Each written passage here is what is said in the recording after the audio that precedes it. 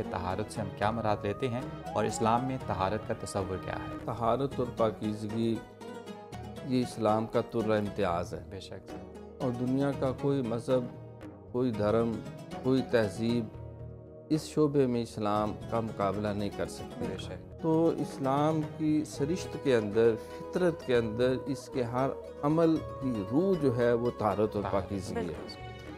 और जितने हम अमाल सालिहा बजा लाते हैं या जितने अमूर बद से हमें रुकने का हुक्म दिया गया है, उसका भी मेन टारगेट ये है कि सिर्फ तहारत ना हो बल्कि आला से आला जो दर्जा वो हासिल हो।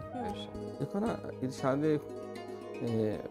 बारी ताला है कि इन्नल्लाह युहिब्बु तव्वाबीना व युहिब्बुल मुतत्तहिरीन। बेशक अल्लाह ताला कसरत से तौबा करने वाले और बहुत ज़्यादा पाक साफ रहने वाले, अल्लाह उनसे मोहब्बत फरमाता है। तो वो हदीस कुदसी जिसमें इरशाद फरमाया कि इबादत ये है, एहसान ये है कि अंताबुदल्ला का ना का तरा, कि हुस्न की जहाँ इंतहा होती है वो क्या है कि तुम्हारा हर अमल इतना प्यारा आला अरफा हो जाए गोया कि तुम अल्लाह को देख रहे हो या वो तुम्हें देख रहा है। बेशक।